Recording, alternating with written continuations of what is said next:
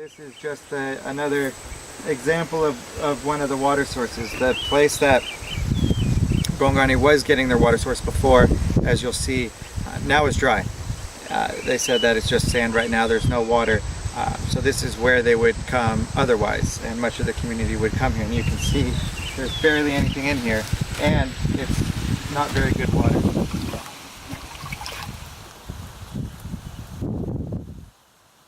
A lot of diseases that are born, especially in rural Mozambique, are all linked to water and people accessing unsafe and dirty drinking water.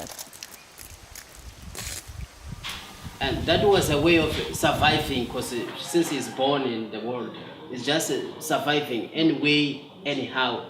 There was no way, and that they were thinking that was a simple way of living. There was no another one, because opportunities were not exactly close to them. On average, they are spending 660 hours a year walking, carrying water. And so that equates to about 3 months out of 12 in working hours a day.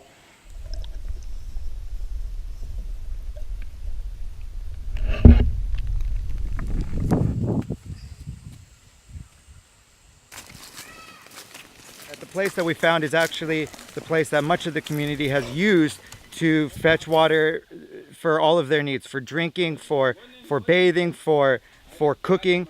This has been their primary source. So I'm going to show you here, and hopefully you can see with the light the soot, that the insects, the stagnant water, and having a bit of perspective on why this project is important, and hopefully that this water here, this source, will only be a memory after a couple days from now. This will only be a part of many of these people's past, and that's entirely because of you. So let's check this.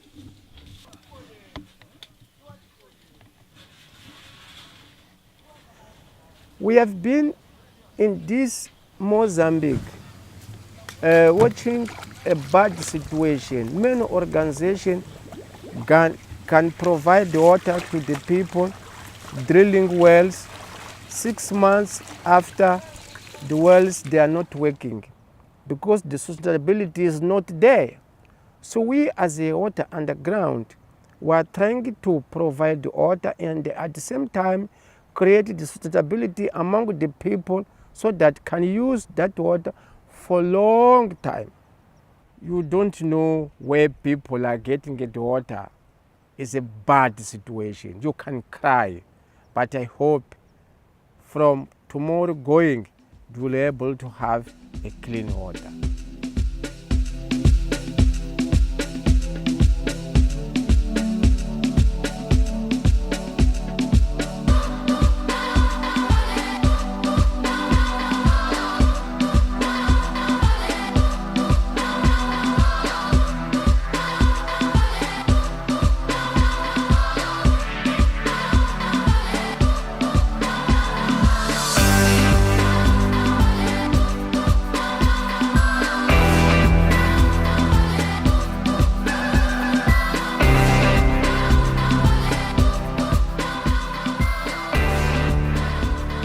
So we're here in Malembane, and I just wanted to give you an example of the Water Underground program. We're in the school of Malembane, and all Water Underground programs are in the schools. And I'll show you exactly why. Here we have the water well, the center of it all. Everything starts with water, and water changes everything. So here's the center part. This in Malembane was about 45 meters. This is the major construction. This well should last 15, 20 to 25 years. But it's not only about water. It is now what happens after that. So many variables are massively dependent on water. For instance, food. Right here we have a giant garden that's 70 meters by 30 meters. They call it a mashamba. And the garden here is only possible because a water source is directly right here. And so that is one result of having water in the school now. The second thing is the latrines. So in order for a school to be healthy, happy, and improving all the time, we have to have good food, good education, good water, and good sanitation. So Behind me, we have just constructed some brand new latrines. In every community, in every school, is a water source. Clean, safe, reliable. Gardens. And number 3 is sanitation. Latrines in every school. All of the programs in every community that Water Underground works in are done in the school, and there's reasons for it. It has a lot of benefits. That nobody owns that land at the school, and the school embodies the idea of learning and of development and of growth. And there's a constant amount of people there. Children are attending school day in and day out, and by having the water source at the school, it creates already an improved learning environment for all the students. But above all, it becomes the home of the Water Oversight Committee. That is the center of it all.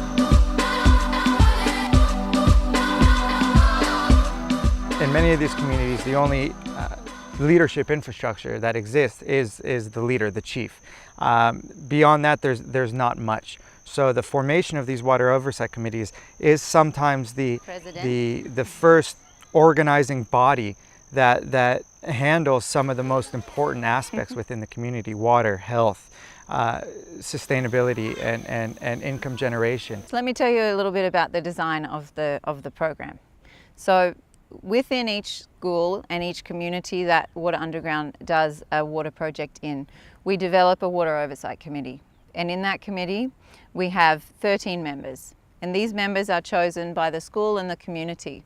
So they may be professors, and they may be members of the community, parents of the children that attend the school.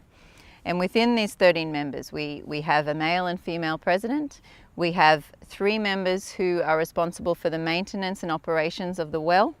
We have 3 members who are responsible for the sustainability of the well and also of the garden that we build together in the school. And then we have 3 members that are in charge of the hygiene sanitation program. There's 2 presidents, 1 man, 1 woman, and there's a secretary and treasurer. There's at least half of the members of all of the committee must be women. One of the aspects of the committees, and they call them comités here in Mozambique, is operations maintenance. So we are in one of the communities now, and we have gathered all of the commissions of maintenance and operation for all of the communities here. We are working with one of our contractors, and we're going to take the whole well apart, show all the different pieces, and show what are the things that need to be replaced every 1 year, every 2 years, every 3 years. And these are the rods here, the actual rods that undulate and draw the water up. So the drilling crew is working with the committee members and showing them what could possibly break, what to fix, what to maintain at certain intervals, and they're a part of this entire process. Because you have to know what's actually going in there to actually know what to fix. What gaskets need to be replaced, where to buy them, how much they will be, so that the comités will be able to know how much is necessary to save. Yeah. This is an absolutely important part of the process, because we don't want the comités to feel that as soon as something goes wrong, we have to call a company or we have to call Water Underground. No, it is all about self-reliance. So here we are working with the comités directly all together and showing that these are things that can be handled independently by the comités themselves. They have the tools, they have now the knowledge and the resources and saving the money, so the financial capacity to handle all of these situations themselves. Sustainability. What happens if something breaks? Where do they get that money from?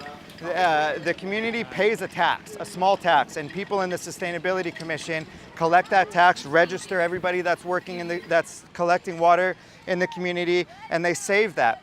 My name is Domingo José Comen. I work this school. I'm secretary about this commissions. Here we have the names about family, where to pay. As you can see here, the names of the family fetching water at school. Just to enter, but the first time they pay 200. Then monthly they pay 50 medical. They haven't. Some of them have already started. I know. 50. I take some information about the community. The community is very happy to find it water here. It's very near to how, because about this project, it's open vision about life. That might not be the only way that they collect money. We also put a garden in the school, and the garden's going to go right there. Now that there's a reliable, safe water source that will be there for that long, water represents so much. It's the bottom rung of the development ladder, and it is the foundation to so much possible development. And we don't tell anybody in the community or anybody in this school what they have to do. We just give them options about it. This garden is like a school garden. But from this garden, people will learn how to do, and then they will implement in their houses. Also, the children, they will demonstrate their parents how to do what they have learned in this garden, school garden.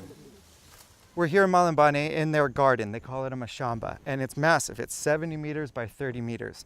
And it is placed directly in the school, and it is a reference garden above all. We're working with Mongane and Director Silvestre, who are experts in agriculture. And we are working with the community, and especially the students here, on what the improved techniques are of irrigation, of what fertilizers to use locally, about mulching, about all those aspects that they can source locally as well, not have to spend massive amounts of money and have better yields. At the beginning, we have these seedlings just starting to grow, and what we will be doing after these seedlings start growing is transplanting into the rest of the area of the garden.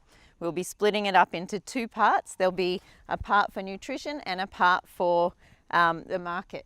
Half of the garden is what can be grown that has the highest nutritional value. If you can only eat a certain amount of things, what has the best nutritional value?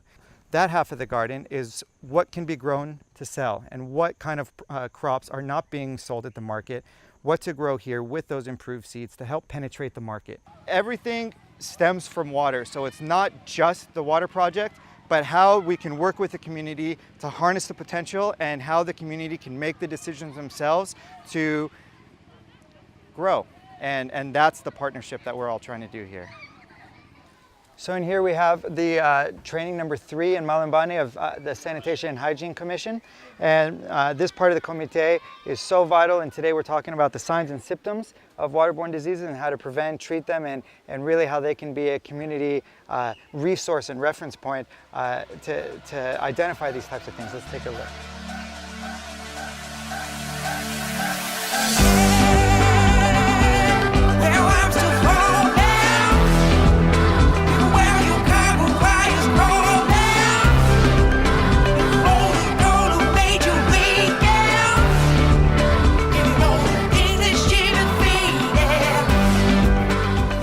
The biggest objective of the whole program is to identify the link between water and disease and hygiene and sanitation. And water and hygiene and sanitation are so tightly interconnected. If you provide a community with access to safe, clean drinking water, that is going to definitely improve their lives in some way. But in order to create sustainable growth and improvement in health, it's important that we have hygiene and sanitation integrated with the clean water. So to tell you a little bit about the structure of the program, we have roughly 7 sessions together, about 2 hours each session, with the Hygiene and Sanitation Commission and with the presidents in the comité as well. So some of the topics we cover are symptoms of disease. Then we talk about hand washing, use of latrines, construction of latrines, household water management, so the safety of water and how it is carried and how it is stored. We talk about action steps, so action steps that the committee can take to prevent disease and also to treat disease, and also individual action steps that they can teach the community to do. We talk about women's health, and then we also talk about menstrual hygiene. So the Water Oversight Committee is a very, very important link, because they are not only the link with the community and with the school and a resource for the community and the school, but they are also a link with the government structures, with the health department in the government. If somebody see in the morning the sun coming out, is the beginning of the new days. So that will be the beginning of the new life.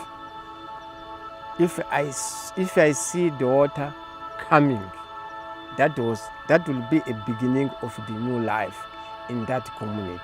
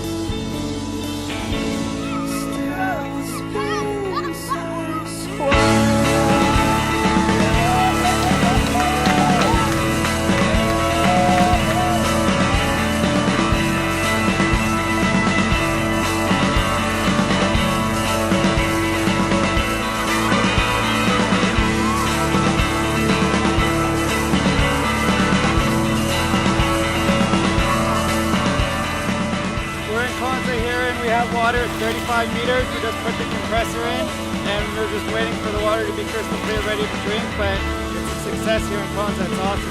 The boys here, the team, everybody's doing insane, and yeah, it's a good success. And as you can see, the girls' sanitation centre is coming along nicely. Now you can get a bit more of an idea of the general layout. Zinc, roof, and then local materials, but as you can see, a lot better quality and a lot more sturdy than the other ones. So this is one of the more basic latrines. This one is for boys.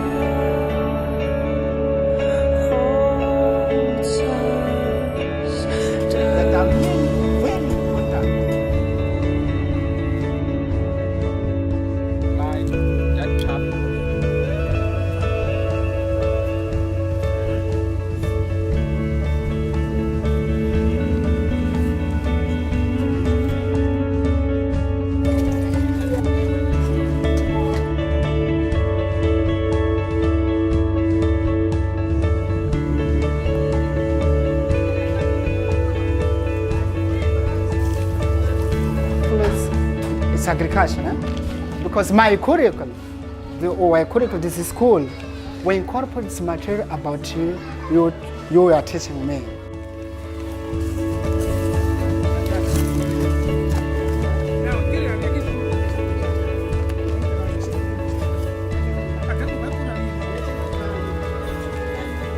This is cabbage, this is eggplant, beetroot, it's beetroot.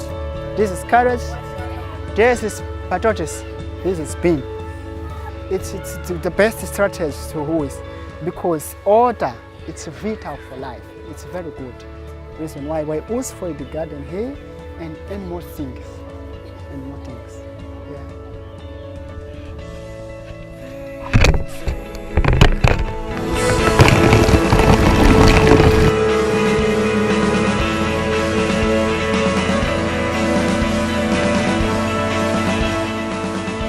The dream is reality. The water is here now.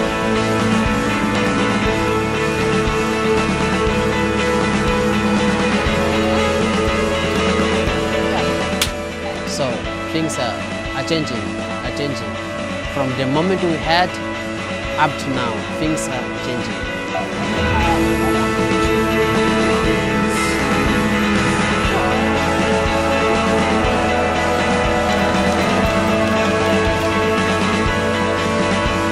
I feel happy, completely happy, completely happy. I'm totally happy.